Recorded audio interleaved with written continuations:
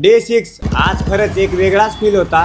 काल 68 पिझ्झा होते आणि आज 96 झाले। सुरुवातीला मला वाटले की आज पण नॉर्मल दिवस असेल, पण हळूहळू ऑर्डर्स यायला सुरुवात झाली। डे 4 ला लाईट गेली होती, डे 5 ला थोडा इम्प्रूव्ह झाला, पण आज फायनली असं वाटलं की मी ट्रॅकवर येतोय। जेव्हा ऑर्डर्स वाढतात ना तेव्हा एनर्जी पण डबल होते, कस्टमर्स येतात, रिपीट ऑर्डर्स येतात आणि कॉन्फिडन्स पण वाढतो। आज एक गोष्ट लक्षात आली, कन्सिस्टन्सी खूप इम्पॉर्टंट आहे। डेली काम करा, रिझल्ट हळूहळू येतात। 96 नंबर बघितला ना तेव्हाच एकच विचार आला, 100 फार नाही आता। आज जर 96 झाले तर उद्या 100 प्लस होईल, पण हे सगळं इझी नाहीये। सुरुवातीला 48, नंतर 75, 80, मग ड्रॉप 60, पुन्हा 68 आणि आज 96। हे अप्स अँड डाऊन्स मुळे स्टोरी इंटरेस्टिंग होतीये। कधी कधी प्रॉब्लेम्स येतात, लाईट जाते, वेदर खराब होतो, पण त्यामुळे मी थांबणार नाही। आज मला खरंच वाटले की हो, मी हे चॅलेंज कंप्लीट करू शकतो। 30,000 पिझ्झा मोठा गोल आहे, पण प्रत्येक दिवस एक स्टेप आहे। आज 96 आहे, पण उद्या 100 प्लस ब्रेक होणार। मी फुल फोकसने काम करत आहे, क्वालिटी मेंटेन करत आहे आणि कस्टमरला बेस्ट देणे ट्राय करत आहे। तुमचा सपोर्ट खूप इम्पॉर्टंट आहे। तुम्ही व्हिडिओ बघता, शेअर करता, कमेंट करता,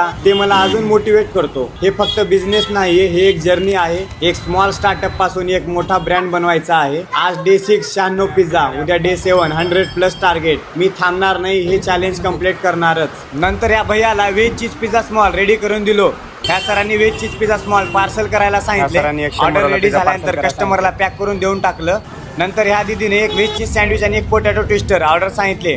ऑर्डर रेडी झाल्यानंतर कस्टमरला देऊन टाकलो। मग इकडे आमचा रामदास 3 सँडविच 2 बर्गर ऑर्डर बनवत होता। इकडे पण मला 4-5 प्लेट मोमोज ऑर्डर होते आणि इकडे एक पोटॅटो ट्विस्टर वेटिंग होतं। आणि ह्या भैयाने व्हेज चीज पिझ्झा ऑर्डर सांगितले।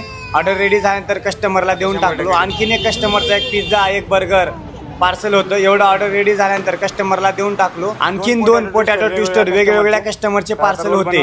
ऑर्डर रेडी करून कस्टमरला देऊन टाकलो। ह्या भैयाला एक पनीर पिझ्झा मीडियम आणि एक फ्राईड मोमोज पार्सल करून दिलो। व त्यानंतर मी पिझ्झा बेसचा स्टॉक संपला होता तर बेकरीवर जाऊन पिझ्झा बेस आणलो। व त्यानंतर स्वीटकॉर्नचा पण स्टॉक संपला होता, ते पण स्वीटकॉर्नचा पण स्टॉक जाऊन आणलो। व इकडे स्टॉलवर गर्दी होती। व त्यानंतर ह्या भैयाला एक व्हेज चीज पिझ्झा स्मॉल आणि फ्राईड मोमोज ऑर्डर रेडी करून दिलो।